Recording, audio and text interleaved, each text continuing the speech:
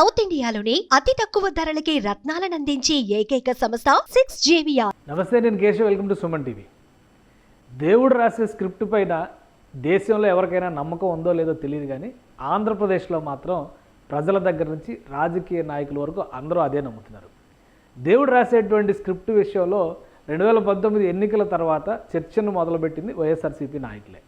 ఇప్పుడు అది పతాక స్థాయికి చేరిపోయింది.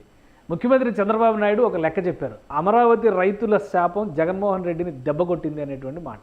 1631 రోజులు వాళ్ళు చేసినటువంటి ఆందోళనని లెక్కిస్తూ చివరికి 11 వస్తుంది కాబట్టి 11 సీట్లకే పరిమితం అయ్యారు అన్నారు.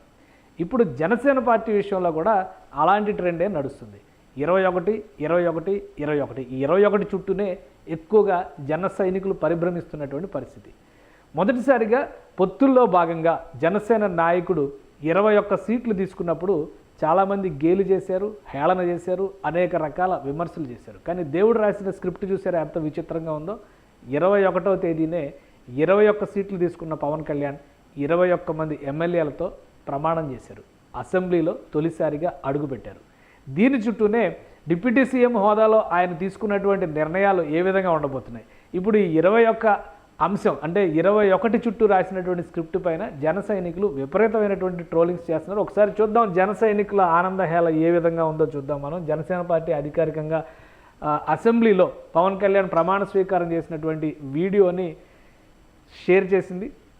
దీని చుట్టూ 21వ తేదీ చుట్టూ నడుస్తున్నటువంటి రాజకీయం పైనే కామెంట్లు వరుసపెట్టి చేస్తున్నటువంటి పరిస్థితి ఉంది. అలానే వీటికి పరాకాష్ఠగా పవన్ కళ్యాణ్ సోదరుడు నాగబాబు మరొకసారి ఎక్స్లో ట్వీట్ చేశారు. ఎందుకంటే గతంలో జరిగినటువంటి కొన్ని పరిణామాల సందర్భంలో ఆయన ఎక్స్ అకౌంట్ని క్లోజ్ చేశారు, మళ్ళీ ఇప్పుడు ఆయన యాక్టివేట్ చేశారు.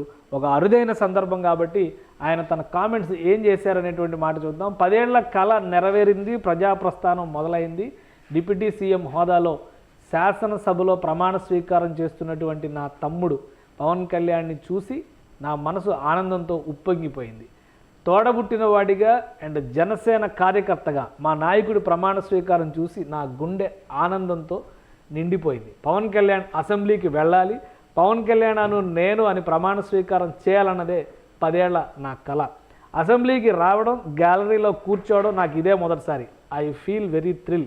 మా కుటుంబం అంతా కూటమిలో పవన్ కళ్యాణ్ ఘన విజయం సాధించినందుకు చాలా చాలా సంతోషంగా అండ్ గర్వంగా ఉన్నారు. ఇంతటి అఖండ గెలుపునిచ్చిన ప్రతి ఒక్క ఓటరు నమ్మకాన్ని అనుక్షణం నిలబెట్టుకుంటూ తనకు కేటాయించిన అన్ని మంత్రిత్వ శాఖలకి నిజాయితీతో నిష్పక్షపాతంగా అన్ని విధాల అంతఃకరణ శుద్ధితో న్యాయం చేస్తాడని నిర్భయంగా తెలియజేస్తున్నారంటూ ఒక వీడియో షేర్ చేశారు. ఆ వీడియో ఏముందో కూడా ఒకసారి చూద్దాం. పవన్ కళ్యాణ్ అసెంబ్లీలో ప్రమాణ స్వీకారం చేస్తున్నటువంటి సందర్భంలో గ్యాలరీలో, విజిటర్స్ గ్యాలరీలో కూర్చున్నటువంటి నాగబాబు గారు, అలానే అసెంబ్లీ చిత్రం మొత్తం కనిపిస్తుంది. పవన్ కళ్యాణ్ గారు ఇక్కడ ప్రమాణ స్వీకారం చేస్తున్నారు. ప్రొటెం స్పీకర్గా ఉన్నటువంటి గోరంట్ల బుచ్చయ్య చౌదరి గారు ఆయన చేత ప్రమాణ స్వీకారం చేయిస్తున్నారు. సో ఇది ఒక అరుదైన సందర్భం. జనసేన పార్టీకి సంబంధించి, జన సైనికులకి సంబంధించి అందరూ కూడా ఆసక్తిగా చూస్తున్నటువంటి సందర్భం ఇది. పవన్ కళ్యాణ్ ఆల్రెడీ మంత్రిగా ప్రమాణ స్వీకారం చేశారు, ఉప ముఖ్యమంత్రిగా బాధ్యతల స్వీకారం చేశారు. ఆయనకి ఇచ్చినటువంటి కీలకమైనటువంటి 3 విభాగాలకు సంబంధించిన 7 శాఖల్ని ఆయన సమీక్షిస్తున్నారు. అందులో జరిగినటువంటి అవకతవకలు తదితర అంశాలపైన కూడా రాష్ట్ర వ్యాప్తంగా చర్చ జరుగుతున్నటువంటి పరిస్థితి ఉంది. కానీ ఆసక్తికరంగా ఆయన ప్రమాణ స్వీకారం చేసినటువంటి రోజు 21వ తేదీ కావడం పైన ఎక్కువగా చర్చ జరుగుతోంది. ఎందుకంటే ఈ 21వ తేదీకి ఉన్నటువంటి ప్రాధాన్యాన్ని కూడా ఒకసారి మనం విశ్లేషించేటువంటి ప్రయత్నం చేద్దాం. ఎందుకంటే 21వ తేదీన పవన్ కళ్యాణ్ ప్రమాణ స్వీకారం చేయడం అనేది ఖచ్చితంగా ఒక కీలకమైనటువంటి అంశంగా జనసేన పార్టీ నాయకులు, ముఖ్యంగా జన సైనికులు అందరూ కూడా భావిస్తున్నారు. పవన్ కళ్యాణ్ 21 అసెంబ్లీ సీట్లు తీసుకున్నారు. అసెంబ్లీకి పోటీ చేసేటువంటి క్రమంలో అంటే 2 పార్లమెంటు సీట్ల లెక్కని మనం పక్కన పెట్టి చూస్తే అసెంబ్లీ సీట్లు 21 తీసుకున్నారు. పొత్తులో భాగంగా 80 తీసుకోవాలి, 70 తీసుకోవాలనేటువంటి చర్చ చాలామంది పెద్దలు చేశారు. అయినా కానీ మన బలాన్ని దృష్టిలో పెట్టుకుని చాలా స్ట్రాంగ్గా మనం కొట్టాలంటే 100% స్ట్రైకింగ్ రేట్కి వెళ్ళాలంటే ఆ 100కి 100% సాధించేటువంటి సీట్లే మనం ఎంచుకోవాలన్నారు. సో 21 సీట్లు తీసుకున్నారు. ఇందులో అనుకున్నట్టుగానే 100% రిజల్ట్ పవన్ కళ్యాణ్ సాధించారు. 100% రిజల్ట్లో బాగా ఇప్పుడు 21 మంది ఎమ్మెల్యేలను తీసుకుని జూన్ 21వ తేదీన ఆయన అసెంబ్లీలో అడుగుపెట్టారు. చాలామంది ఆయన్ని 2019 ఎన్నికల తర్వాత గేలి చేశారు. ఒకే ఒక్క సీటు గెలుచుకున్నారనేటువంటి మాట చెప్పారు. సో ఆ ఒక్క సీటు గెలవడానికి 2 చోట్ల ఓడిపోయారనేటువంటి దానిపైన కూడా అసెంబ్లీలోనే హేళన చేసినటువంటి సందర్భాలు. అసెంబ్లీ సభా సంప్రదాయాలను బట్టి చూస్తే ఏంటంటే సభలో లేని వారి గురించి కించపరిచే విధంగా, అగౌరవపరిచే విధంగా అసలు మాట్లాడకూడదు.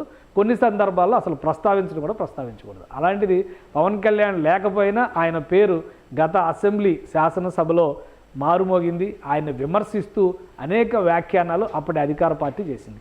ఇప్పుడు ఉన్నటువంటి పరిస్థితుల్లో 1 కాదు 21 అని లెక్క చెప్తూ 21వ తేదీన ఆయన ప్రమాణ స్వీకారం చేశారు శాసనసభ సభ్యుడిగా. అలానే ఆయనతో గెలిచినటువంటి శాసనసభ్యులు అందరూ కూడా ప్రమాణ స్వీకారం చేశారు జనసేన పార్టీ నంబర్ను చూపిస్తూ. ఇప్పుడు ఈ అంశం పైన జనసేన పార్టీలో ఆసక్తికరమైనటువంటి చర్చ జరుగుతుంది. 100% రిజల్ట్ అంటూ ఆయన వెళ్ళినటువంటి విధానం, దానికి కొనసాగింపుగా నాగబాబు చేసినటువంటి ట్వీట్, కర్తవ్య నిర్వహణలో అంతఃకరణ శుద్ధితో పవన్ కళ్యాణ్ తీసుకోబోయేటువంటి నిర్ణయాల గురించి దేశం మొత్తం ఎదురు చూస్తుంది. రాష్ట్ర ప్రజానీకం మరింత ఆసక్తితో ఉన్నటువంటి పరిస్థితి. ఇప్పుడు పవన్ కళ్యాణ్ ఏ విధంగా తన పాత్రని అసెంబ్లీలో పోషిస్తారు అనేది కూడా ఒక ఆసక్తికరమైనటువంటి అంశంగానే కనిపిస్తుంది. ఉప ముఖ్యమంత్రి అనేటువంటి హోదాని మాత్రమే డిజిగ్నేట్ చేస్తూ ప్రత్యేకంగా పవన్ కళ్యాణ్ ఫోటో కూడా ఒకటి వైరల్ అవుతుంది. ఈ ఫోటో రాష్ట్ర ముఖ్యమంత్రి చంద్రబాబు నాయుడు ఎలా అయితే ఆయన ఫోటోని ప్రభుత్వ కార్యాలయాల్లో పెడతారో పవన్ కళ్యాణ్ ఫోటోని కూడా అదే విధంగా కార్యాలయాల్లో పెడతారు అనేటువంటి చర్చ నడుస్తుంది. సో ఏ విధంగా పవన్ కళ్యాణ్ పరిపాలనా విధానం ఉండబోతుంది అనేది ఇప్పుడు అందరిలో ఆసక్తి ఉంది. మొత్తం మీద 10 ఏళ్ల నిరీక్షణ తర్వాత తాను అనుకున్నటువంటి అత్యున్నత స్థానానికి చేరినట్టుగా పవన్ అభిమానులు, పవన్ కుటుంబం కూడా ఆశిస్తుంది. 21తో ఉన్న లింక్ జనసేన పార్టీని మరింత ఉత్సాహపరుస్తున్నటువంటి పరిస్థితి కనిపిస్తోంది. సుమన్ టీవీలో మీ పర్సనల్ అండ్ బిజినెస్ ప్రమోషన్స్ కోసం కింది నెంబర్కి కాంటాక్ట్ చేయండి.